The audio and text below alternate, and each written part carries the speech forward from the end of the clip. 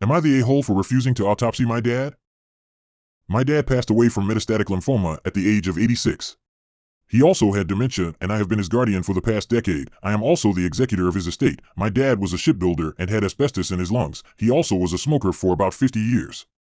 When he passed away, he had virtually no money left. I had spent everything on his care, and for the past year had been paying his expenses myself since they exceeded his Social Security. I opted not to treat his lymphoma, but he had excellent palliative care. I know this would have been his wish if he was still of sound mind. I also opted not to put him through any procedures to determine the origin of his cancer. Because of his dementia, he wouldn't understand anything being done to him. Instead, he lived out his final months high on morphine. My brother and sister are now pressing me to autopsy Dad to find out if his cancer originated in his lungs. They think we will get a big payout from the Asbestos Trust Fund, but I will have to pay about $3,000 for a private autopsy. I am refusing. If Dad's cancer originated in his lungs but is not mesothelioma, we have no claim to a payout because he was a smoker. I checked with an attorney. So my siblings expect me to pay for an autopsy when there is no guarantee of compensation. I will add that neither of them paid a dime towards his care after I used up all his savings, and neither is contributing to his burial costs even though I have requested that we split it 3 ways. So, am I the a-hole for refusing to spend my own savings to autopsy Dad? I just want to bury him next to Mom, let him rest in peace, and tell my siblings to go to hell. I just need to know that I am thinking clearly. Am I the a-hole for refusing to buy baby items for my sister? Me, 26F, and my boyfriend, 26M, decided to be child-free. We have many reasons, and one of them is that we can't afford it. My younger sister, 25F, had a baby not too long ago. Everyone got her everything she needed, including me, for the baby shower. She refuses to get a job, even a part-time one. She was so sure that she was going to get like $1,000 in child support a week from her ex and was going to live off of it. That didn't happen. She gets $200 every 2 weeks. She's been asking the family for help. Our older sister, 29F, helps sometimes, but she doesn't like to. I have bought formula on one occasion because of course I'm not going to let my nephew starve. Well, she keeps asking for more and more, and I told her I'm not paying for her baby. I can't afford it, and if I wanted to buy baby things, I'd have one of my own. The whole family blew up at me. Every single one is arguing with me, and only my boyfriend agrees with me. I just need some more opinions, I guess. She's asking for basic things like diapers, formula, wipes, the works, nothing bad, but I'm not here to support a baby that isn't mine and I can't afford. Am I the a-hole? Edit. She has food stamps. She says WIC isn't worth anything. She lives with our mother, who is also unemployed. If you're wondering how the bills get paid, my mother has an old man obsessed with her and he gives her bill money. I've told her about jobs with benefits in the area. I literally gave her my old car for free when she had the baby so she would have transportation. There's someone to watch her child if she does work. There's nothing stopping her. I can't answer why she won't work besides laziness. Am I the a-hole for bringing up my aunt's ex-husband after she kept pushing me to get married?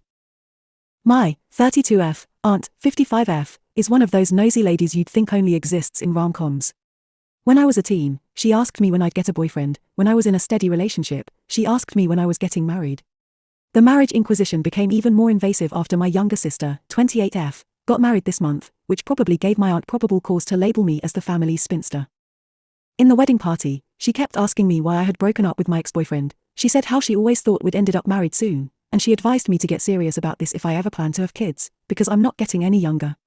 It came to a point where I couldn't keep my mouth shut anymore. Granted, I could have just asked her to stay out of my business, but since she was bringing up things about my personal life again, I assumed it was fair to do the same. So, I said something like, even getting married is not a guarantee you'd be with someone forever. Look at you and Uncle X. I'm sure you thought it would be eternal love, yet now he's with someone else. She looked like I slapped her in the face. She accused me of being disrespectful and left the table on the verge of tears. My mother, her sister, came to ask me what I had said, because my aunt was crying in the bathroom, and she told me to go after her and apologize. I refused. Was I really the a-hole? Am I the a-hole for wearing period-stained underwear even though it grosses out the guy I'm seeing? I, 21F, had an irregular period for a few months after starting a new birth control. Unfortunately, my period stained about 1/3 of my undies in the crotch area. It's faint, but it's still fairly noticeable. It's that light rusty brown shade. Now that my period is more regular, the stained pairs have become my period week underwear. The guy I'm seeing says he doesn't mind period intercourse, but when we were doing the dirty, he got really grossed out when he saw my underwear. I was confused and explained it was an old period blood stain and why I wear them. He told me how unappealing it was to see what looked like a poop stain in my underwear. He asked if next time I could change into a clean pair. Not gonna lie, this pissed me off. I told him to grow up, and sarcastically apologized that my normal bodily functions are unappealing to him. Plus, I pointed out he saw me pick out that pair of clean underwear from my freshly washed laundry an hour ago after my shower. So, am I the a-hole? Am I the a-hole for braiding one of my students' hair without her mother's consent? I am an art teacher for 14 and 15-year-old students, and recently I noticed that one of my students had really messy and dirty hair. I didn't say anything, but the time passed by and it just seemed to get worse and worse. One day I saw her mother at the end of the class. For the record, my student is a black girl, she was adopted and her parents are both white. When I asked the mother about her daughter's hair, she just responded that she wasn't going to try to learn how to style it, because there is no point. I didn't respond to that and just told her that I could do it if she gave me the product. I was already doing it for another student, and it didn't bother me at all. I am white, but I learned to braid hair with my stepmother because my stepsister has a lot of hair and she needed help. She said no, I had no right to touch her daughter, and if I tried to, she would report me to the principal. Now last week we went on a trip to France with my students. I wasn't supposed to go, but my colleague was not feeling well, so I took her place. Because I'm French and my other colleagues don't speak a world of French, I was made responsible for most of the students during the time of the trip. At the hotel, my student, let's call her Tessa, saw me braiding her friend's hair and asked me if I could do the same with her. I remembered what her mother said, but she seemed really embarrassed, and I noticed some students making fun of her because of her hairstyle, so I did it anyway. She was really happy and told me that her mother was always straightening her hair. One day she had enough and asked her for braids instead. She said it was not a white hairstyle and left her with messy hair. When we got back, her mother actually reported me to the principal and even threatened to sue me. So am I the a-hole? Am I the a-hole for refusing to take in my daughter so that she won't have to move 4 hours away? Okay, so me and my ex-wife broke up 6 years ago because she got pregnant and wanted to keep the child even though we both decided to be child-free. So, I currently am still child-free and pay about $2,000 a month in child support, which is the maximum amount here. Recently she got into some pretty major health complications that left her unable to care for the kid. She asked me if it was possible for me to take in the kid for the next year, which is what her doctors estimated would be required for her to heal from her temporary paralysis. I refused because it's not like the kid was going into foster care or anything. They were just going to go live with their aunt, which is a 4-hour drive away. However, she insulted me about how I was making an already tough time for the kid even harder by making her have to move away from her friends and the people she knows into a completely new place. Am I the a-hole for telling my sister she has more than enough children? My 32F sister, 36F, already has 6 kids with her husband, 40M, which is way more than they can comfortably provide for given what I know about their financial troubles. It is also way more than both of them can handle, since it came to a point where my older niece, 15F, is treated as an unpaid babysitter by her parents and constantly expected to help with her younger siblings. My sister recently went through a miscarriage early on in her 7th pregnancy, and I understand this can be a painful experience, but as I was talking about this with her, I told her at least she has other 6 children in her life already and that maybe that's enough. She got very offended by my comment and told me I was being very insensitive and that her family choices have nothing to do with me. Actually, it has because I had to loan her and her husband money in more than one occasion so they could support the household, but I didn't tell her that as to not make things worse. Anyway, am I really the a-hole here? Am I the a-hole for yelling at my neighbor's son for playing in my spare wheelchair? A little backstory, I was born paralyzed and unable to walk, so I need a wheelchair to get around. I mostly use a power wheelchair, but I have a spare manual wheelchair for when I can't use my power chair, like when I go to my sister's house or in older buildings that aren't very handicapped accessible so my power chair doesn't fit.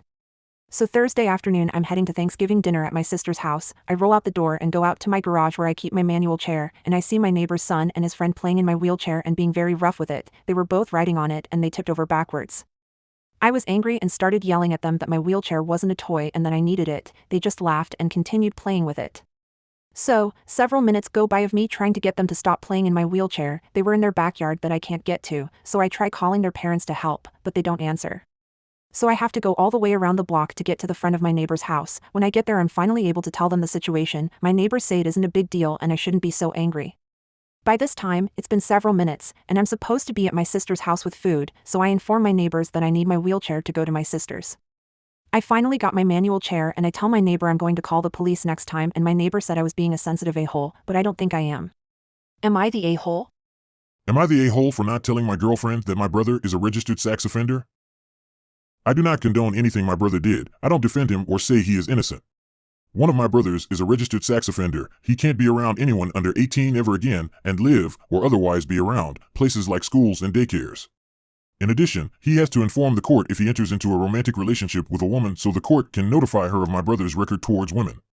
Look, like I said above, I don't condone anything my brother does. His crimes were awful, and I don't defend him. I try not being around him if I can help it. He was at Thanksgiving dinner because my mom invited him. She and my stepdad were hosting. Afterwards, my mom asked me to drive him and one of my other siblings home. My girlfriend found out about my brother because of the sign on his lawn that he's required to have due to his status. She's angry I didn't tell her about my brother. It's not like I defend him, and I don't get why his crimes have anything to do with me.